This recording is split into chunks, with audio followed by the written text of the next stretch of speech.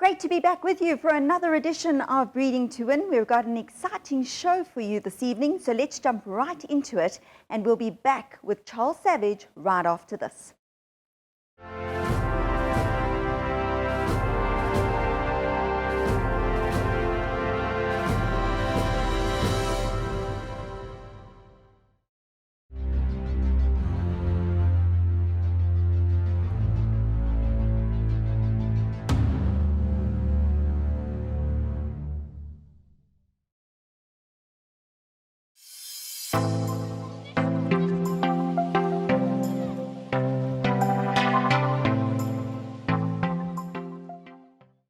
Well, spring is a symbol of new life, hope, and change, and it couldn't have been more relevant this year when the business rescue plan for Phumelela was voted in favor of the Mary Oppenheimer daughters, heralding new life for the South African horse racing industry.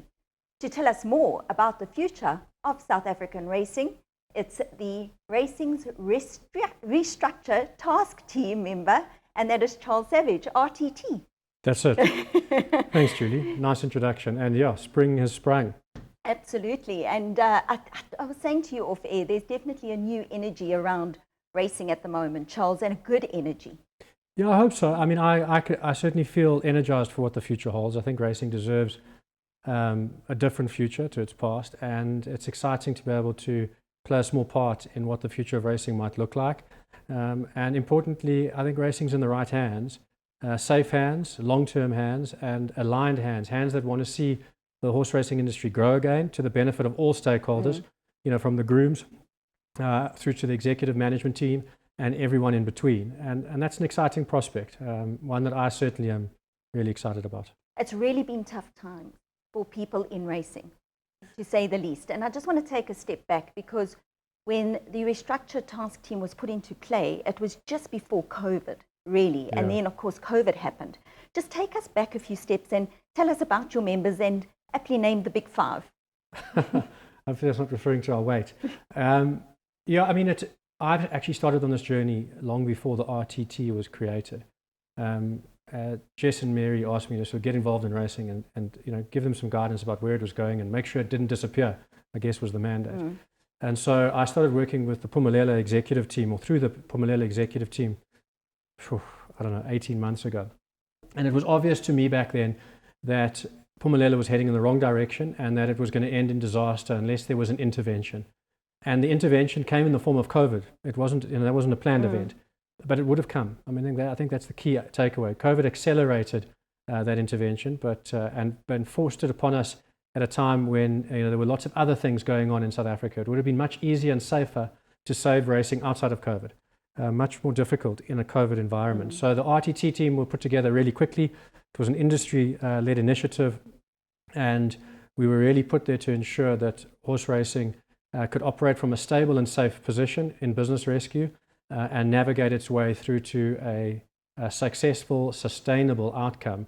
And we're only at the start of the second part. The first part is make sure it stays in good hands, make sure it's safe. The next part, which is the harder part, is how do we make it sustainable? How do we make it grow? How do we make it fun again? How do we make it rewarding? How do we get the sun to rise on racing? Because it's been going down for decades now. And that's a problem. How do you attract new people into the game, especially during times like this? Yeah, I mean, I think at the center, I'm going to just leverage what I've learned from my own business career. At the center of everything, if you want to be successful, it has to be a trusted engagement. And in my view and my opinion, and I know people don't want to hear too much of my opinion, but horse racing is the most distrusted game I've ever had the displeasure of being associated with.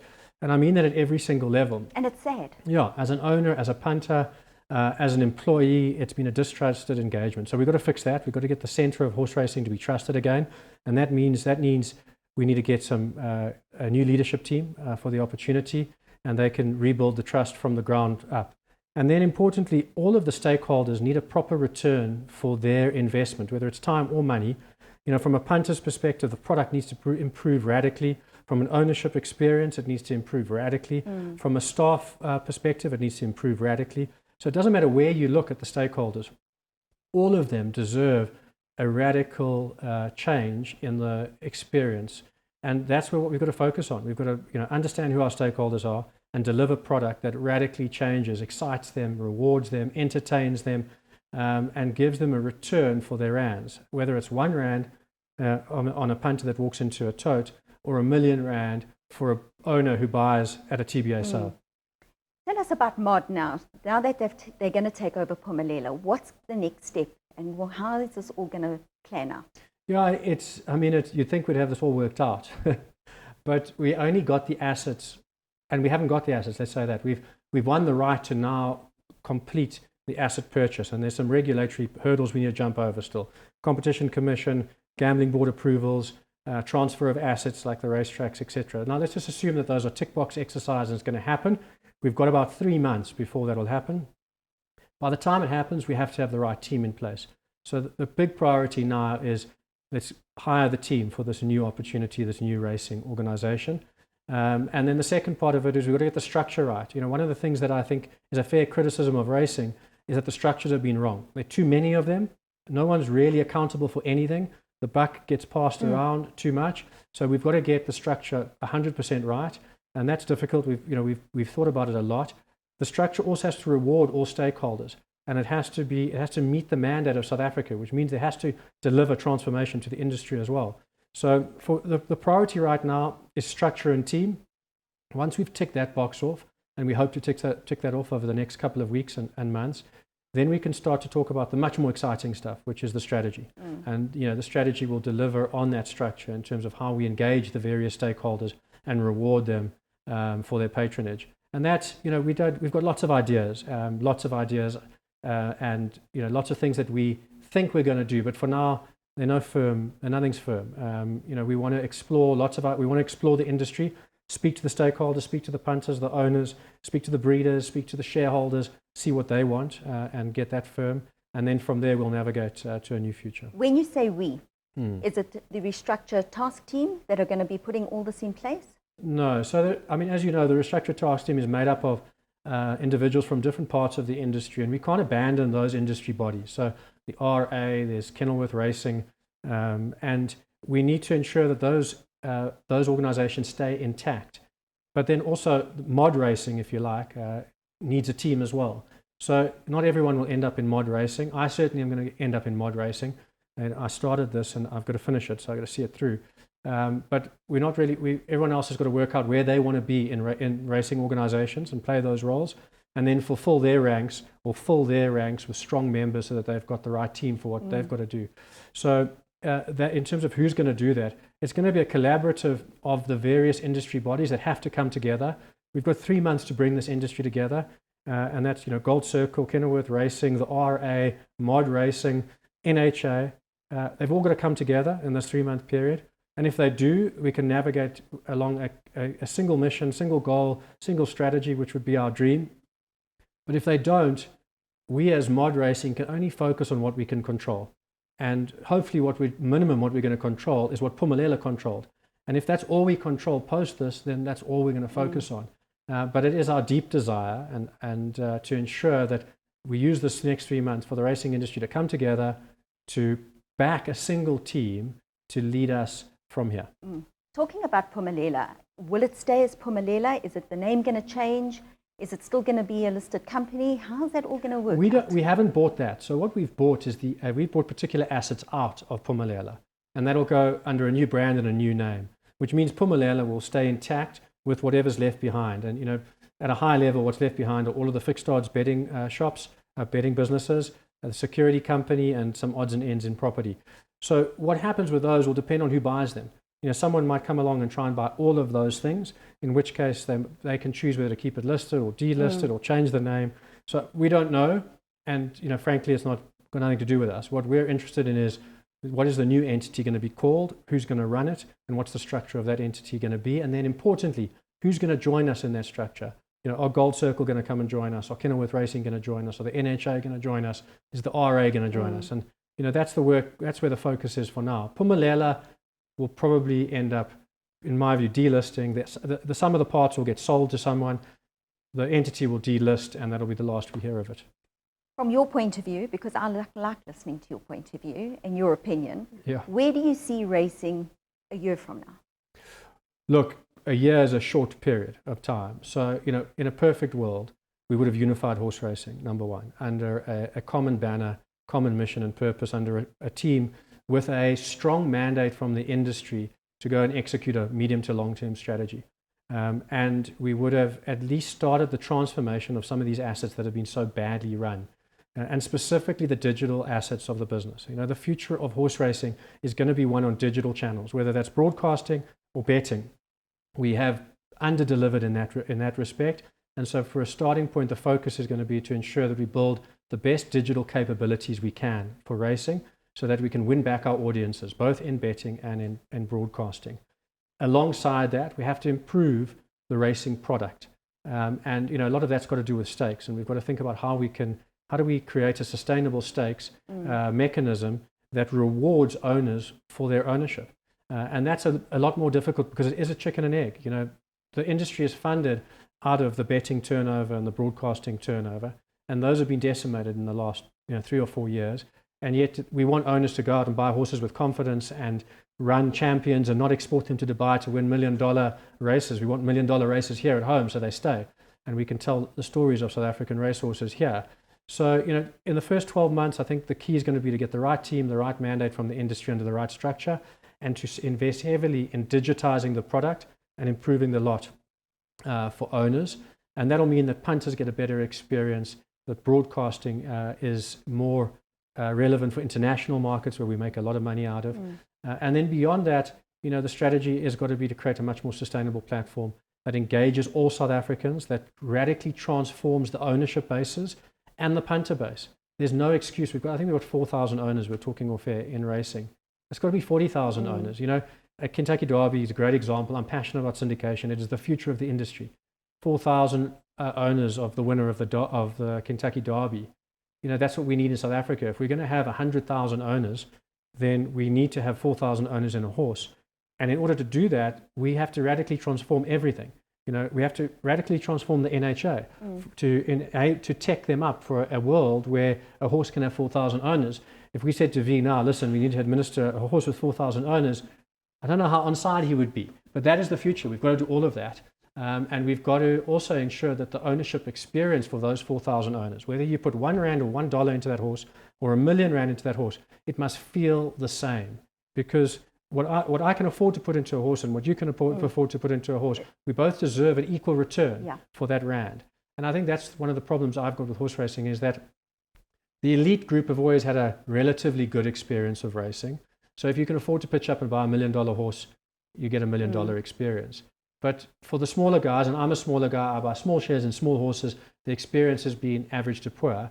And if you go further down the chain and say, somebody who wants to buy 100 rand or spend 100 rand on the tote, what's the experience like for them? It's terrible. And we need to level the playing fields here. We need to make sure that everyone who invests in our game gets a commensurate return for their rand and feels like they're being rewarded for their patronage, and enjoy and trust it and then grow it with us, i.e. they bring their friends and family and participate. So that stuff I've got a lot of knowledge and experience of. It's what we've done in Easy Equities. And I'd like to do all of that again in horse racing with a team, trusted team on the ground executing. I look forward to chatting to you in a year's time, Charles, and see where you're at. But thank you so much for your time. It certainly looks bright, and let's hope that the sun shines on South African horse racing again. Thanks you very much.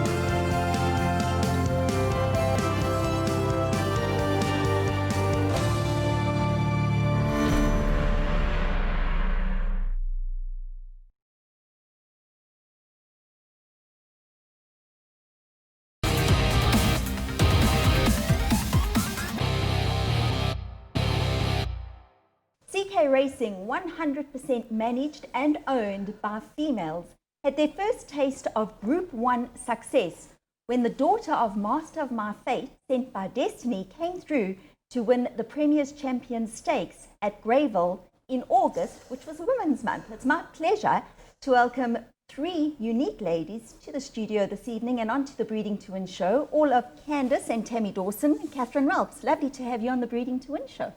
Thank you. I'm going to start with you, Kath, because CK Racing, I know we chatted about 3 years ago or so when it was formed, and how did it all begin for you? Yeah, Candice and I were pretty good mates within the racing industry, and she did train for me a bit in Joburg under Com's name. She had kind of indicated that she did eventually want to have her own stable. And when I approached her about it, she said that she wanted to try and get her license in Mauritius and do that as a stint. I think she had had a lot of experience under other people, but you know, I think the Mauritius thing was important, and it was a huge impact, I think, for us, because she was the first female there. I went to see her there and then eventually convinced her to start her own stable here. And that was, I think, 2016. We registered the company in February. Yeah, fantastic. And since then, it's grown. And I think you're now sitting with close to 90 horses. Yeah, we are. Yeah, we are. I mean, it's been a wild ride. It's been a tough ride, but it does feel like our little peanut that we grew together. And I mean, it hasn't been a walk in the park, not in any sense.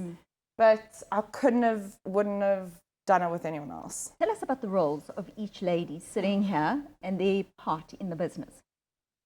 I think we are three very different people, I would say. And we've definitely played a lot on our own strengths and compensated for each other's weaknesses. I think we've all got a bit of that. Candice, I often say this, I don't know if it's so nice, but I think she's probably the most amazing horsewoman. But she's in life, she's a little bit disorganized and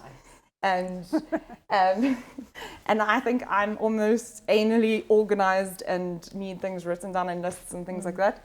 So I think from that aspect, we do balance each other out a lot. Tammy obviously is our import from Scotland because Candice just didn't want to have anyone else on her team.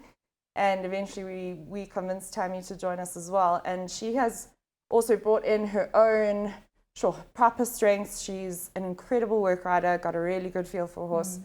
And I think has been a massive sounding board for Candice where, you know, you need that kind of experience with horses, which I didn't have. And yeah, I think our team has finally found some sync that really, really works. I'm going to get to Tammy in a minute, but I want to chat to you, Candice, because Sent by Destiny, one against the boys, you know, age group, but not an easy task. Only two other fillies have actually ever done it here in South Africa. One of them, Roland Song, the other one, Arabian Lass, in all the years in South African racing. So a great feat from your side and by you, and well done to you, because and only an 80,000 Rand purchase. No, thanks very much, Jules. And I mean, for two of that caliber fillies to have done it in the past, I mean, it means the world to us that she did it. But in saying that, she's shown us a lot from day one, you know, and she got very unlucky on July Day. She spread a shoe on the way to the start, and people don't realize they tried to twitch her, and that's behind the start, so she was going mad. Eventually they couldn't get her on, and they actually phoned through and they said, would I race her without shoes on? And it's a hard call, you know, when you're going into your first big race with her, and you don't have, you know, you can't run with shoes. So it was a hard call, but in saying that, we thought so much of her, and would it make, anyway, we decided to run her without the shoes. And unfortunately, in the running of the race, Grant decided to pull out early. And whether or not it was a good call, he admits, you know, maybe it wasn't his best decision, but, you know, that's racing. So through everything that went wrong, and for only to be beaten 3.5 lengths, I think then we realized we had something really nice. And then obviously decided to take on the boys and give the girls a miss. Yeah, I tell you what, because she was only beaten 3 lengths, and looking at it, I thought, let's nominate in both, because it wasn't as expensive nom as what it would normally be in the past. So, and also in saying that, on July Day, the colts were about a second slower than the fillies. So, you know, put that into perspective, and then take 2.5 kilos off her back. You've got to be in some kind of shout of, you know, and not knowing, I think, up until then, how the fillies fare with the colts, because it's still early days and no one had really done it. So you don't quite know where the fillies stand with the colts. I think, yeah, it was a little bit of a chance, but it paid off well for us. I think a great chance, because you often see it even in the nursery, where Mike de Kock and Sean Terry often run their fillies against the colts, and they pull it off. And I think at 2, you can get away with it. 100%. They're just not as strong. Well, the colts are not just, you know, they're not much and stronger that's a than the big fillies. thing, actually. Yeah. Weight for 2-year-olds. And I mean, we call them 2-year-olds because they just turned 3, so most of them are still 2. And that weight difference can make the world of difference. Purchased her for only 80,000 off the national 2-year-old sale. I know, how lucky do we get? What did you like about her?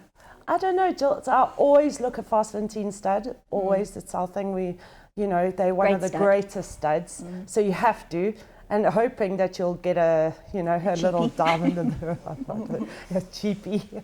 And Vicky, like Catherine has said a lot, has always supported us as a team from day one. And he buys us 1 or 2 a year. So yeah, I saw this little filly and her pedigree, you can't miss it. She wasn't that big, so she was neat, correct, well put together. You know, we've picked a lot of duds as well, but thankfully she's the one that I actually paid. What's the next step for her? Jules, I think she's getting her horse sicknesses and that out the way for now, and then we'll start looking. Probably the route we're going to end up going is the triple tiara kind of way. So, okay. Yeah, and I think the stand side and the longer straight will suit her down to the ground. Now we come to Tammy, because we know the role you play, and it is an important role. I don't think people realize to have a work rider such as yourself with that much experience, Tammy, in your stable, how much value that adds to the stable. So just tell us a little bit how you actually got involved in racing and how you became a work rider. I got involved the same as Candice, really, you know, through my dad. And then you started your career? Worked for Mr. Widger for 9.5 years, and then the Cock for 5. Yeah, so. And were you always riding work for those trainers? Yes. I'm on a bit of a break at the moment. Miss Fox is one of your dad's favourites, I know that, and he's done extremely well down at Greyville, especially on July Day, winning the Tukela handicap 3 years consecutively. So full marks to you for that. But is he going for his 4th? No, thanks, Judy.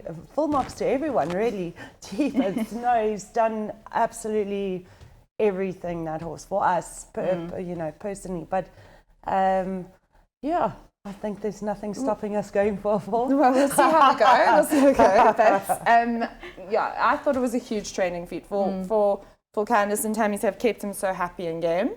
I also think winning 3 in a row was a big deal for us, because he kind of was always the runner-up in like these massive races and knocking with these really hot, like amazing horses. And he just needed that big win. Like, we felt like he deserved it. He was so like very deserving in our eyes. And he's been with us for a long time, and he is definitely one of the favourites. So whether he goes for it or doesn't, I'm sure he'll be in our yard for a very long time. Ladies, keep up the good work. Lovely to have you in the studio. Always a pleasure chatting to 3 lovely ladies, and keep it going. Thanks, Julie. Thanks, Jules. Thanks for having us. And Yeah, you are the thanks lady very of much. racing, the original, the OG. So we're very happy to be here. Thank you so much, Kat. No, Thank thanks you. very much, Thanks, Julie. guys.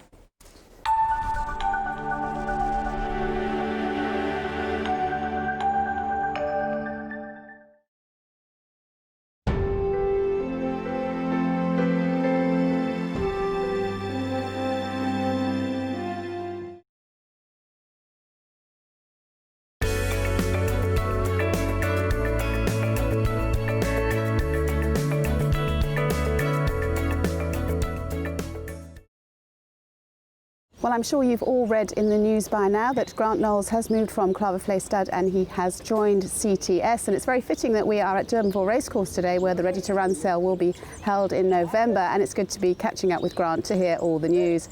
Grant, firstly, it must have been very emotional for you parting with John Coster and Claverflay. You've been there for many years. Yeah, 15 years I spent with John, and it was a fantastic experience. I learned so much from the man. He was a great ambassador to me, and yeah, it was a very hard sort, to be honest, but obviously the sales is something I really enjoy getting involved in, and I was part of the initial team that set up the first Cape Premier yearling sale, so it was nice to come back almost. It was almost doing full circle, but yeah, Claverflay will always have a very special memory for me, but I'm looking forward to the challenges ahead. Yeah, absolutely. There's going to be lots of those, but I mean, you'll still have such a great relationship with John Coster and Claverflay, obviously now being in the sales industry as well, which is nice because it's going to be sad leaving, but going forward, lots of things happening, lots of changes, and lots of things to look forward to with the sales. Yeah, I think basically what I did for Claverflay now I have to do for every vendor. So rather than just concentrating on the one farm, I've got every vendor that enters horses on CTS need to be looked after in the same way, and I think that's going to be a challenge, but it's certainly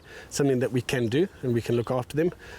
Going to the Ready to Run sale, yeah, we've decided to do online with Gavel House and partner with them after the success of the previous sale that they were involved in.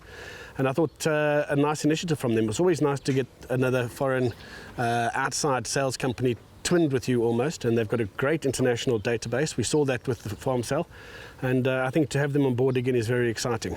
Obviously the gallops will take place here at Durbanville. We'll pre-select days and the horses will come and gallop, and we'll have the teams here to film, and everything will be uploaded onto Gavel House, so you'll be able to see the Ready to Run horses galloping, and you'll be able to see the other 2-year-olds being able to walk like we did the previous sales, where you'll see their action slowing it down in slow motion and everything like that. And then we'll also deal with a lot of the farms and say, guys, we'd like to bring clients to you to actually go see the horses. So we'll arrange brides and events at the various farms and days where guys can come out and actually have a look at the horses. So I think a lot of people also enjoy getting out of town, going to the farms, looking at the horses. So yeah, we're going to make it a really nice initiative that way. And we've introduced a race as well, because I think a lot of people were worried about having a nice sales race attached to it, and we've got that. So vendors will be paying 3,000 Rand entry, and the buyers will tick a box and pay the 5,000 Rand entry fee, and then basically we'll have 8,000 Rand per horse sold, and that'll work out straight into the pool. So we're expecting a pool for the stake of about 1.1 million Rand. So all in all, quite exciting times. But one of the nice things, Fee, which certainly helps when you're doing it digitally with Gavel House, is if your horse comes to gallop here at Durbanville and doesn't really gallop well the first time, we can actually have a retake maybe on the Friday. So if you gallop on the Monday and it wasn't up to standard, we can maybe have a retake on the Friday and come film again for you. So your gallop that goes out will be the one that you want. Yeah, that's great. And already it's such a good time in racing to be having those special sales races. It really sort of gave everybody a boost when that came out in the news. It's what we needed. Yeah, absolutely. I think with stakes at the level they are at now, anything that's going to have a boost to owners if they can win a race like that's going to be of great assistance. And there's been good news in the industry. Obviously, they've had a small stakes increase recently. They went up a couple of percent, and all that's pointing in the right direction. I think what Mary and Jess and Team Mod have done for us with the task team has been absolutely outstanding, and I think we must all actually just stand up and say a big thank you, because without them doing that, I think the game would have been in big trouble. So a big thank you to Mary and Jess, and to Charles Savage and the rest of the task team. I know David Avery and all the guys that were involved in securing this deal for us. I think it's obviously put everybody that's in racing on a sounder footing, and I think they're all probably a lot more excited going forward than what they were. Yeah, I think so. We've all got a lot more positive going forward, and you've got a lot to do, because obviously you've got the Ready to Run sale where entries are being taken at the moment. Yes. And a catalogue to put together, and before we know it, it'll be the Book One sale as well in January, and we're hoping, I think, to have international visitors once again. Hopefully. Yeah, hopefully the doors open up and borders open up, and that we're looking at maybe moving that Book One sale a little bit later, and we'll obviously be announcing those dates shortly, and an exciting new venue as well. Of course, obviously the Cape Town Convention Centre was closed for hospital usage, and we didn't really know what was going to be happening there. So there's a lot happening, and it's very exciting times. But I think first and foremost is, we've got the Ready to Run sale coming up soon, partnering with Gavel House, and we'll make sure that every vendor gets their fair amount of coverage, and we'll get as many people to those farms as possible. Yeah, no, it's great, and a whole new change around, a whole new team now at CTS, and all working very hard and working well together. Yeah, well, Amanda and I have worked together from Equimark days already, so it's been a long time and a long relationship that her and I go back, and we work really well together. She's been absolutely brilliant with all her sales coverages, and especially with her collections and even her general operation. She knows how to run a sale, she knows how to put it on, and yeah, it's going to be a great team. And then Chris has taken a bit more of an executive role, and he's our executive chairman, and it's always great to have someone like Chris that you can bounce ideas off. He's level-headed, he gives you really good advice, and I think it's a nice team. And listen, we're very optimistic that CTS can really make a name for itself going forward, and we want to do it hand in hand with Bloodstock South Africa. We don't want to have sales wars, we don't want to have anything like that. If we can sit around a table with them and discuss sales dates and make it a lot easier for everybody to be involved, I think that's what the mod system is going to be doing. They want to unite the industry, and I think we have to do that from a sales perspective as well. Yeah, well, it's a really good, solid team now at CTS, so we wish you all the best, and we look forward to seeing you at the Ready to Run sale. I'm sure you'll be seeing a lot more of me. Thanks very much. Really looking forward to the Ready to Run sale. That's going to be on Sunday, the 29th of November, out here at Turnbull Racecourse. And as you heard Grant saying, it's all going to be online. There'll be lots of opportunities for viewing as well. So lots to look forward to ahead. And of course, the Book One sale will be held next year. So exciting changes at CTS, and I'm looking forward to the sales.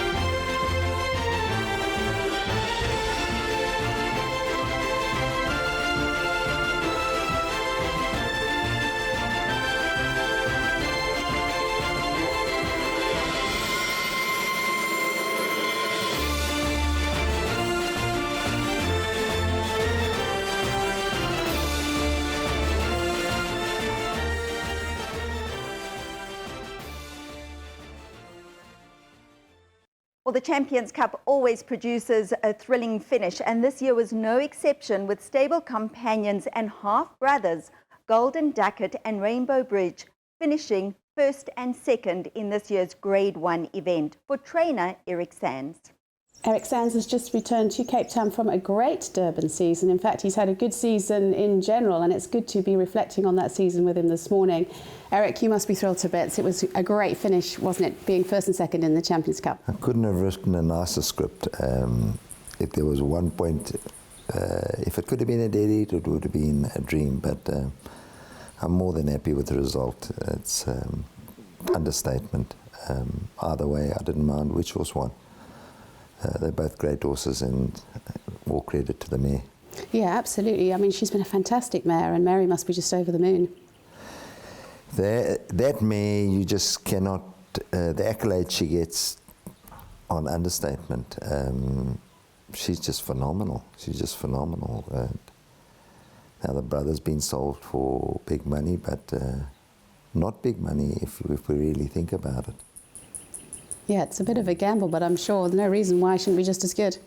He was a beautiful colt on the farm. He was a beautiful baby. He was a beautiful weaning. I saw him from young days.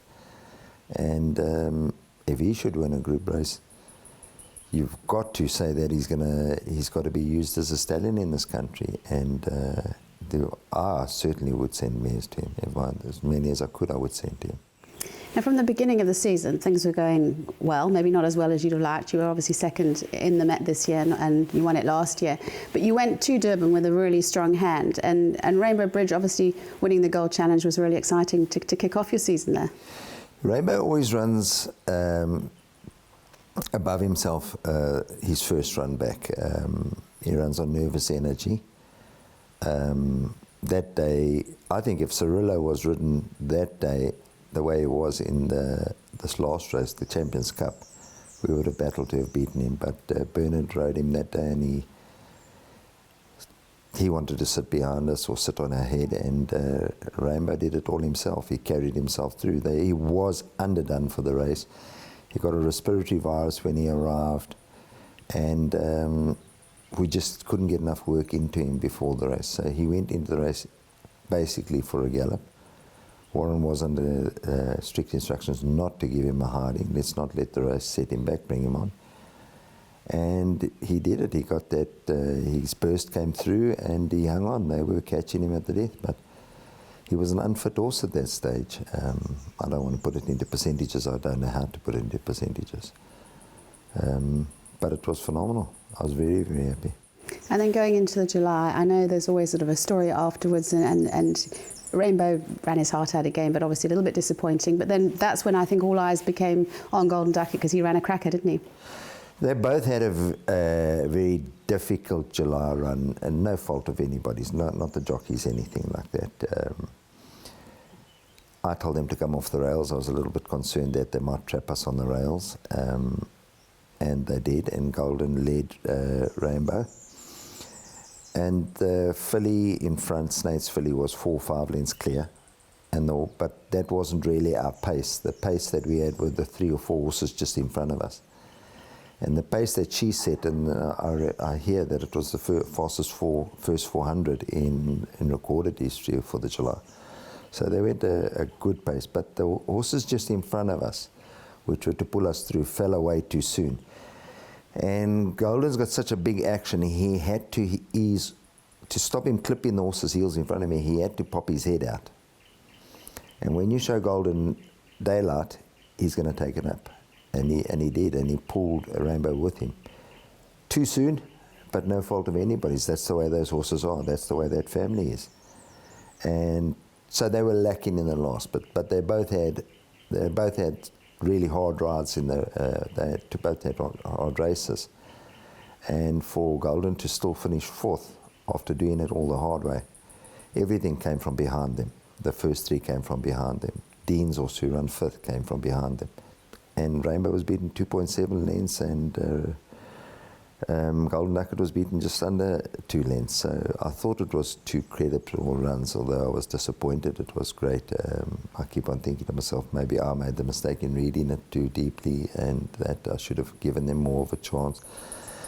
But they're not the type of horses that you want to place, and they're not the type of horses that you want to pull back to cover them up. They're both very positive in their way, the way they go about things. I think Hawaiian was the same type of horse. You don't want to fight them, and so I always tell the jockeys, let them come out, don't place them wherever they're happy. And they place themselves in good positions until what happened in the race happened. Great run by Justin's horses. Bulgarian did nothing wrong. Do It Again came back to himself. He seems to be a better horse in Durban than in Cape Town. So there was no, and Joey's horse is a top 3-year-old. So I was disappointed, but in retrospect, I must say that, it was 2 great runs. We spoke to you on the show, I think it was about a year ago. It's probably after Rainbow won the Met. And we spoke about Golden Ducket then, and he's lightly raced, isn't he? He had an injury early on, so he's a lightly raced horse, so lots of energy in the tank, petrol in the tank. He's a maturing. His injuries were as a foal. He came in, we never thought he would stand up, or I was told he would never stand up, and Mary offered me the opportunity to train him. When you've got the half-brother, got Rainbow Bridge in your yard, and they offer you a brother that's got problems to try with, you grab it with 2 hands. And I just happened to be on the farm that I visit the farms often, and I happened to be on the farm that day, and Mary said, will you have a look at this horse? Please, I wasn't doing her a favour, she was doing me a big favour. At the time. Now that he's won the big races, a bigger favour. He's a maturing horse, he keeps on improving. We decided to change tactics a little bit for the Champions Cup. My aim was that I could have gone for the Gold Cup with him. I didn't want to, because I want to save the toe that he's got. I want to go for the Met next year with both horses. And I didn't want to teach him, I didn't want to lose the toe by going over the 2 miles. And I wanted to teach him to race from a little bit from off the pace, because that's the way he won the Derby. And Kennel was a long running, so I used the race. I said to Donovan, just come out, wherever you're happy, just slot him in. I didn't expect to see him behind Do It Again. I knew Rainbow would be there or thereabouts ahead of him, but we put the one behind the other this time. What he did at Greyville to make up that ground was phenomenal. When I look at just the last 50 meters on the replays, it's amazing. For every stride, he made up ahead. But he's got such a big action. I feel sorry for Rainbow. He did everything right. He deserves whatever he's got. He never gives us a bad run. He doesn't know how to run a bad race. He'll put his heart into everything. Yeah, he's such a special horse, and you always want him to win. But as I said, it's great to have two top horses, and it's great to have Mary obviously involved with the mare Halfway to Heaven, and you've got Mr. Rattray as the owner of the pair of them. You know, top people in racing for many years. To Mary, we owe so much. Racing owes so much to Mary. To have people like that in our game, we have to be more than grateful. We have to thank God every day for people like Mary. The Rattrays are fantastic people. Mr. Rattray said, "What are you going to do with the horse now? What are we going to do?" I just got to tell him what I think, and he says, "Good, my boy, you carry on," and makes it so easy. Makes it so easy to train for people like that. You train those horses as if they're your own. You don't have to worry about a thing. They accept. You get beat, they accept. There's no long faces. There's no. They're just great people to train for, both them and Mary. The deal with Mary and Mr. Rattray and Golden Ducat just tells you again that woman is all heart. She thinks with her heart. Yeah, no, it's fantastic, and to see Mr. Rattray's colours neck and neck there at the winning line was pretty special. But now they won't be able to have too long a holiday because obviously COVID has pushed the Durban season out, and now the Cape summer season is upon us. So they'll come back in quite soon, I take it, and get ready for the Met. We had to question even going for these races because if there was an outbreak of African horse sickness, and they've had before in September and August and that, we could be stuck up there. We're a month later than last year. So they're not going to get their full month's rest. But as long as they get out there and the environment, going in the paddock every day, they're with companions, they gallop around. People said to me 3 days before the race, on the Wednesday before Saturday, I had driving Mustasia as well. I put them in the paddock. And they said, "But those are your Group 1 horses who are running Saturday." I said, "My horses are used to the paddock. We must treat them like they are horses. We must make them happy. A happy horse will give you more." Now they're in the paddocks with companions on a farm, and you say, "But hang on a moment, your horses, that horse could kick your horses." It can happen, and one day I might regret it. But if you give the horse what he wants, he'll give you that little bit more. Yeah, I couldn't agree more. Happy horses. So Met is on the cards for both of them. Yeah, I've got to go. Have another go at the Met. Yeah, it's going to be an exciting season ahead, and the same stepping stones would we do Greenpoint, Queensblade. Greenpoint, Queensblade, we'll just see. I'd like to split them for 1 or 2 races. I might go one of those premiers or the Peninsula, but the merit ratings also dictate now where you can run them. Golden Duck has gone to a 128, Rainbow still 134. I don't know what Bulgarian is at the moment. Do It Again's dropped a little bit. So the races that are available to us, those horses meet all the time. It's just the way the handicappers work it and the races, the racing program. Do It Again and Rainbow have met 11 times in their career because of their ratings. You have to take each other on. You have to go for this race. There's no races that we can avoid. And Do It Again's been phenomenal. He won 2 Julys. And between him and Rainbow, they met 11 times. Rainbow's 6-5. He's up 6-5, so it's almost like a tennis game with him. Yeah, and it was great for Donovan. I mean, he had to take weight off for the July. You kept him on, and his first Grade 1, which I didn't realise, which was very exciting for him. Yeah, as I said earlier, I didn't know it was his first Grade 1. I might not have given him the ride, but he did everything. He was there every morning. Warren was there every morning for Rainbow. Unless there was a day off or something like that, they were there every single day.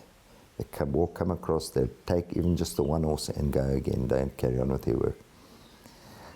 Both men made the job so much easier. They're there, they do their work, they report back. Having them in Durban with Peter Muscat, that's Brett Crawford's Durban yard, just makes your life so much easier. We are so much alike in many ways. He's pedantic, he's professional, he thinks. He's, if anything, if I must fault Peter, he's too much in the background. He's got a great team up there, Tash and Mark Naidu. Helen phones me to remind me about something that I must do, or I mustn't forget him to give him his snack, or this, and Mark does the same. It just makes it so much easier. Those horses walk into his yard and they're treated like his own horses. They're stable there, they're looked after there, they're fed there, they iced there when I couldn't be there all the time. You can't be in Durban for 4 months and you've got 3 horses there and 25 here. So my flights, well, listen, I think like I'm a frequent flyer since the flights opened again. I think I've had 10 flights since COVID flights opened again. But whatever I had to do, there was a report back every day, and Peter films the work and he sends those reports to me. And we get feedback from the jockeys. There was nothing that I could have done any more for those horses than those people did. So big thanks to all of them. There's a clip that Tash did.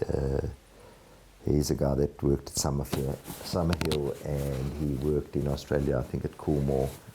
And Tash is the Nduna, for want of a better word, at Peter's Yard in Durban. And we did a bra for them on the Monday, last week Monday in Durban, and one for my grooms here in Cape Town. And Tash did a little video clip of the bra and that. And it's beautiful to watch. You see what these, they're grateful. They're proud to be part of these horses and that's the whole team. That's not my grooms. My grooms are there, my 2 grooms are there, Boiseli and Hasani, Golden Duck Cut, and Driver Miss Daisy. His groom had to stay behind because he's a work rider in Cape Town. Lucky. So he had to just stay behind to ride work because he couldn't go with his 2 horses to Durban. Yeah, a big team effort from all around. Yeah, it's a great team. They're very professional in Durban, and Helen's obviously does a great job for you down here in Cape Town. And it's really happy vibe, happy team. She was so thrilled when they finished so close there in the Champions Cup. It was fantastic. Helen is attached to me. I mean, Helen gives me 4 arms. Helen gives me 4 eyes. Whatever I do, she's there for me. She's there to check on things. There's certain things in my yard I never do anymore. Helen just takes that over. I don't have to worry about a thing. I don't know what's going on in some divisions because she just takes it over and handles it. She's a phenomenal horsewoman, and her heart she doesn't work for me. She works with me. Yeah, I've seen the way she absolutely loves the horses as if they're her own, which is what you want. Yeah, she's family, she's part of it. Well, fantastic, Eric. We're so looking forward to seeing these 2 champions racing throughout the Cape Summer season, and thank you for taking the time to chat to us this morning. But best of luck, it's exciting times. I bet you can't wait to get them back in. Yeah, I'd like them to have their rest, and I'd like them to, I'm going Wednesday to see Halfway to Heaven. I've got to go thank her. Oh, big hugs and kisses to her, but well done, Eric. Thank Great you very job, much. well Thanks, done. Well, Eric certainly had a fantastic season, and he's got 2 champions on his hands, and we'll be going to be following them through the Cape Summer season. They really are 2 smashing horses, Rainbow Bridge and Golden Ducat. They race for Mr. Rattray, and of course Halfway to Heaven. She's a top mare now, and really exciting times ahead. I'm looking forward to the season. Well, foaling season is in full swing, and Fiona Ramsden had her hands full with this week's Foal of the Week.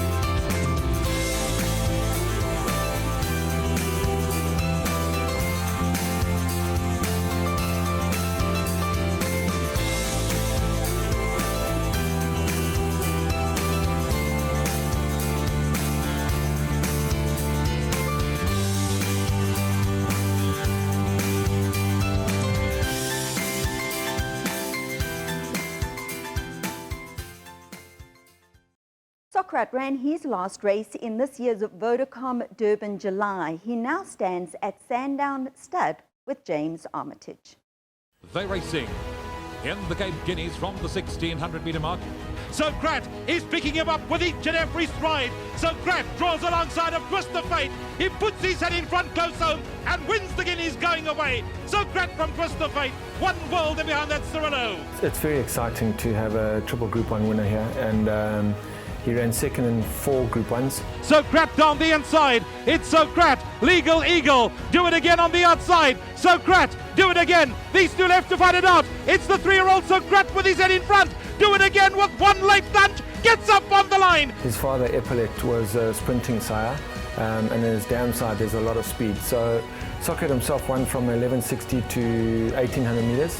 He got beaten in 2 Group 1s over 2000 metres. Socrates down the inside, then came Tierra del Fuego, but Awam goes clear by 2 lengths. Awam, it's been an absolute honour. We'll follow you wherever you go in the world, Awam. He's won it by 3.5 from Socrates. He was almost unlucky to run into a horse like Awam in his life, in the same year, being of the same crop.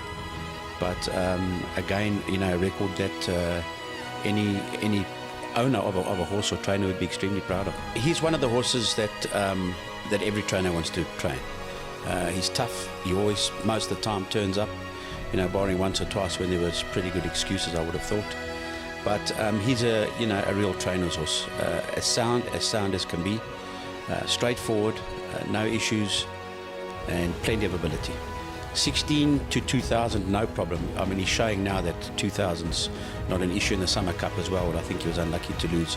He showed then and he gets it all day. So clearly, very versatile. He's raced at 2, 3, 4, and a sound horse all through those years. As I said, he's an absolute trainer's dream. You very seldom find a good horse this sound, and I think that's something that is bred into progeny. So certainly if he can breed them as sound as he is, that's a massive bonus. Sheikh Hamdam's got a good bunch of mares, a lot of reduced choice mares, so he's going to get a chance, that's for sure. So, I mean, for a first season breeder, you wouldn't be hesitating going for a horse like this. Socrates up the inside is not far off. Then comes Legal Eagle, Cirillo, Socrat forges to the front. The big gun is back, and Socrat has proven himself as the best around right now. He's a magnificent horse. Certainly been a privilege to be associated with him in the starts I did ride him, and obviously a horse loaded with ability. He's standing for 20,000 Rand live foal, and if people would like to send numbers, they must please contact me.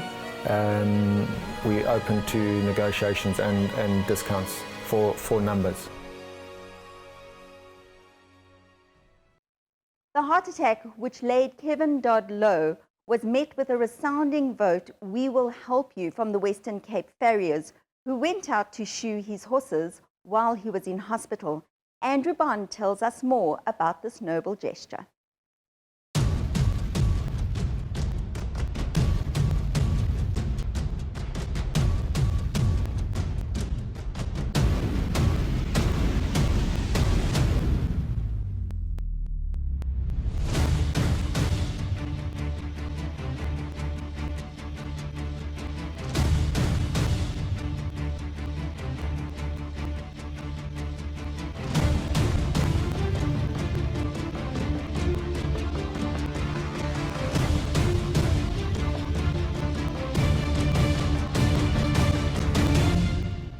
I've been shopping at the Western shop for over 40 years, which makes me feel very, very old indeed. But I think less of that and more of what's inside. We're going to go and have a chat to Dion Augustine, who's one of the partners of this business, which was founded by Daryl and Roy Gershow over 45 years ago.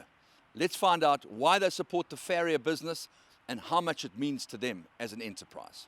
We heavily invested in the farrier sector and general hoof care sector, and we have been for many years. In fact, our relationship with Mustad started back when the sanctions were still in place, but through various ways we managed to secure the relationship, and today we're still representing the brand exclusively in Southern Africa. And we're proud to say that we have direct lines to Hans Mustad and to his directors. They value our relationship and send clinicians to us. Grant Moon was here last year, who's the world's leading clinician. And the range of product we offer is right up there. We probably lag the European market by 4 months, maybe 6 months with the horseshoes. And of course, their range includes the workhorse, the sport horse, and importantly, the racehorses. The contingency plans that rear their heads from time to time. Kevin Dodd, who had a heart attack, and we're very grateful that you have had this vision to believe that it's something that you're prepared to put a bit of cash behind. Yeah, isn't it amazing how the farriers respond in a time of need, amongst themselves and their colleagues. And I've seen it more than once where they just dive in and assist. That's what we've got to do, support the community. Andrew, this is a tough job as it is, and when somebody goes down with whatever it may be, just to be able to jump in and help him get some of his workload done, take some of the pressure off of him while he's at home convalescing or recovering, it certainly does make life a little bit easier for all of us. Well, the way in which it was done was serious work, but a lot of fun as well, because you can feel that energy and the speed and the precision with which you get things done makes it very nice for the people who are the recipients of this good deed.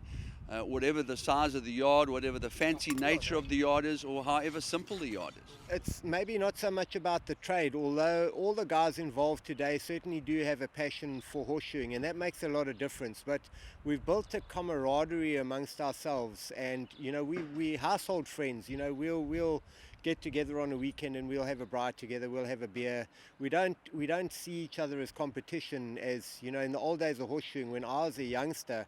It was always a competition to try and get work from one guy to another, and we don't have a whole lot of that going on here in the Cape so much anymore.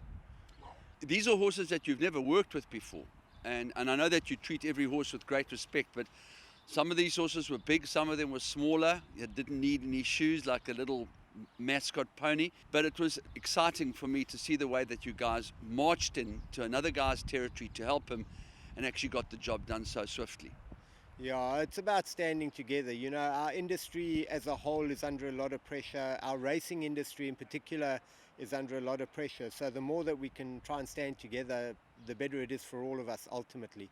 And obviously you buy your equipment from one or two very prominent shops, not least of all the Western shop, who supplies the highest quality material that money can buy, whether you're talking about South Africa or global. And obviously it's nice when they come to the party and realize how important the farrier is, because you are, I have to say, the unsung heroes of the racing industry that very seldom get a mention from trainers or jockeys. Well, you know what, you got to have the guys in the background and you got to have the guys in the limelight. We climb in, we knuckle down, we do our work. But, talking about Western Shop in particular, I get all of my stock that I use from Western Shop because of the quality of the product that they bring in. They're very open to suggestion, and, that more often than not, they'll listen to what we need. And the products that we're using from Western Shop, mostly the Mustad and St. Croix products, those are currently the top of the line of what you can get anywhere in the world. Mustad have been around for over 100 years, and they've refined especially horseshoe nail production to a fine art. The shoes that we're using now, they're being used by top race platers around the world. So good quality to put onto quality horses. It's that simple. We've done a bit of homework. We've looked at racing jurisdictions around the world, whether it's Aqueduct or whether it's Gulfstream Park or Saratoga or Churchill Downs for that matter, to be topical. And we've looked at some of the very important differences that we've noticed. What did we notice? Well, I think the one thing that stood out for me in particular was the amount of time spent getting to the start and the amount of time spent behind the start. You look at our South African racing, the guys seem to take a little bit of time getting to the start quite often. In fact, I actually had an American friend of mine contact me because he was watching racing on Gold Cup Day. And he asked me, why is there so much activity and so much going on, and why are they spending so much time behind the start before they load and go? Which I found to be quite interesting. And then we sat until all hours last night watching racing around the world, as you know.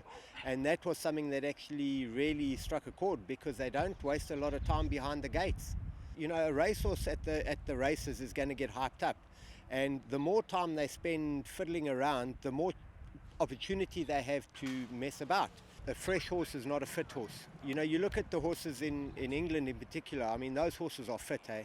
And you see when they race, they set a cracking pace. And more often than not, those horses will go to the start and they'll be quiet. They won't be going sideways and jumping about and doing all sorts of weird and wonderful things.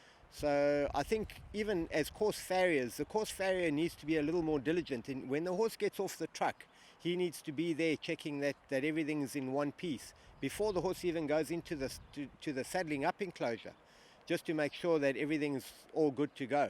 And I think you'd probably find that you'd have a lot less problems with shoes off at the start.